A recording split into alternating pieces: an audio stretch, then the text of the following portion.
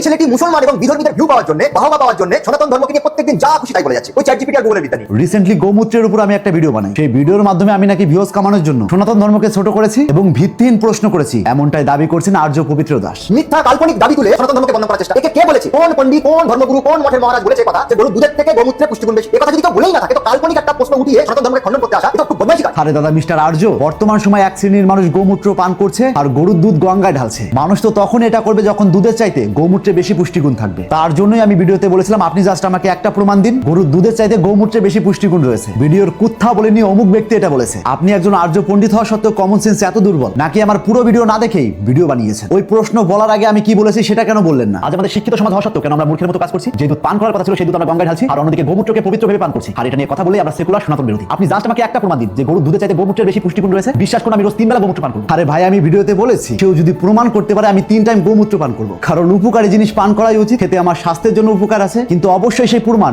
বিজ্ঞান ভিত্তিক হতে হবে, কোনো মন গড়া নয়। বলছে মানুষের মূত্রের থেকে গোমূত্র কম ক্ষতিকর এটা প্রমাণ করতে হবে। চ্যালেঞ্জ করছি, চ্যালেঞ্জ। গোমূত্র একটা মহা ঔষধি এবং গোমূত্র আমাদের স্বাস্থ্যের জন্য কতটা ভালো চ্যালেঞ্জ করছি। চলুন আপনাকে কিছু বাস্তব রিপোর্ট দেখাই, যদি আপনার চোখ খোলে। দ্য টাইমস অফ ইন্ডিয়ার তথ্য অনুসারে top animal research body IVRI স্পষ্ট বলছে গোমূত্র মানব শরীরের জন্য একদম অনুপযোগী। দ্য ইকোনমিক টাইমস নিউজ অনুসারে India's top animal research institute স্পষ্ট জানিয়েছে গোমূত্র মানুষের জন্য নিরাপদ নয়, এতে ক্ষতিকর ব্যাকটেরিয়া রয়েছে। এছাড়াও ইন্ডিপেন্ডেন্ট ওয়েবসাইটের তথ্য অনুসারে ভারতের শীর্ষ চিকিৎসা সমিতি সতর্ক করেছেন কোভিড চিকিৎসায় গোবরের ব্যবহার স্বাস্থ্যের জন্য ঝুঁকি রয়েছে। তার মানে কি এদের গবেষণা ভুল? এবার আসি গোমূত্র মানুষের মূত্রের চাইতে কেন বেশি ক্ষতি করে। গোমূত্রে থাকে ইউরিয়া, ক্রিয়াটিন, লবণ, বেশি মাত্রায় অ্যামোনিয়া, ইউরিক অ্যাসিড, বিভিন্ন হরমোন ও এনজাইম, এমনকি কখনো কখনো ক্ষতিকর ব্যাকটেরিয়াও থাকে যা মানব শরীরের জন্য খুবই বিপজ্জনক। তাছাড়াও গরু বিভিন্ন রোগ বহন করতে পারে যেমন লিপ্টোস্পাইরোসিস ও স্যানমোলেলা প্রভৃতি, যা মানব শরীরে গেলে জ্বর, বমি, ডায়রিয়া, এমনকি কিডনিরও সমস্যা হতে পারে। এবার আসি মানুষের মূত্র তুলনামূলকভাবে কেন কম ক্ষতি করে। মানুষের মূত্র নিজের শরীরের বর্জ্য যা শরীরের জন্য কিছুটা সহনশীল, তাই এগুলো কম ক্ষতি করে বলেও এগুলো নিরাপদ নয়, তাই এগুলো পান করা থেকে বিরত থাকুন। দেখুন পুনরায় কাল্পনিক এবং মিথ্যা দাবি তুলে মিথ্যা প্রশ্ন উঠিয়ে সনাতন ধর্মকে অপমান করার চেষ্টা। বলছে যে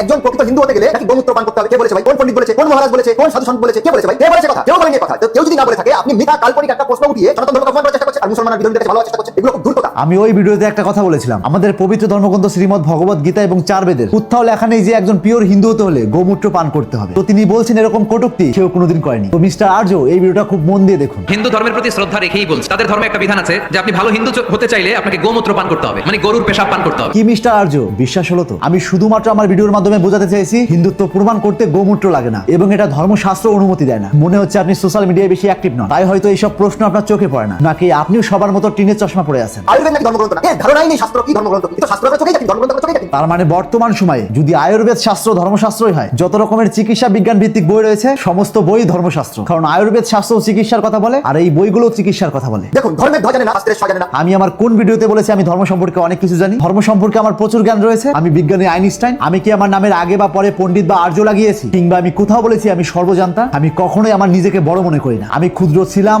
আছি এবং থাকতেও চাই, কারণ পৃথিবীর জ্ঞানের তুলনায় আমি খুবই নগণ্য। তাহলে আমি ধর্মের ধ্বও জানি না এটা কেন প্রশ্ন উঠছে? বা আমার মনে হয় না কোথাও লেখা আছে সত্য বলতে হলে বড় বড় ডিগ্রি লাগে বা প্রচুর পড়াশোনা লাগে। সত্য বলতে হলে কিচ্ছু লাগে না, যেটা প্রয়োজন সেটা হলো হিম্মত, যে আমি সত্যের উপর দাঁড়িয়ে আছি। মানে ওই তো পড়েছে চ্যাটজিপিটি, যা দরকার চ্যাটজিপিটি বাবা বলে দাও আমাকে এর মানে কি হবে, গুগল বাবা বলে দাও এর মানে কি হবে, এর মানে তুমি জানো না। আর আমি তো কোথাও অস্বীকার করিনি আমি তথ্য খুঁজতে AI বা ChatGPT ব্যবহার করি না, অবশ্যই ব্যবহার করি। এবং আমার মনে হয় বর্তমান সময়ে যারা ডকুমেন্টারি ভিডিও বানায় তাদের বেশিরভাগ মানুষ ChatGPT এবং AI এর ব্যবহার করে। হয়তো আপনি এখনো ChatGPT বা AI ঠিকমতো কি করে ব্যবহার করতে হয় সেটাই শেখেননি। চ্যালেঞ্জ করছি ভাই, চ্যালেঞ্জ করছি আপনাকে। পবিত্র কুমার আর্য আমি দম থাকে তো ডিবেট করো আমার সঙ্গে। আর এই মিস্টার আর্য আমাকে বারবার ডিবেটে জড়াতে বলছে। ভাই আমি ডিবেট করার জন্য কোনো রকমের ভিডিও বানাই না, কারণ কারোর সঙ্গে ডিবেট করার কোনো মানসিকতা বা যোগ্যতা দুটোর একটাও আমার নেই। তো আর্যদা আপনার উদ্দেশ্যে বলছি, পিছন দিকে মোটা মোটা বই সাজিয়ে রাখলেই জ্ঞানী হওয়া যায় না, এটা বড় মূর্খতার পরিচয়। কারণ বই পড়ার জিনিস, শোপিস করে রাখার জিনিস নয়। আপনি একাধিকবার বলার চেষ্টা করেছেন আমি সনাতন ধর্মকে ছোট করেছি বা কটূক্তি করার চেষ্টা করেছি। ভিডিওটি একবার নয় কম করে হলেও 10 বার শুনুন আর বোঝার চেষ্টা করুন আমি সনাতন ধর্মকে ডুবাতে নয় জাগাতে চাইছি। আপনার ভিডিও অনেক দেখেছি এবং এখনো দেখি,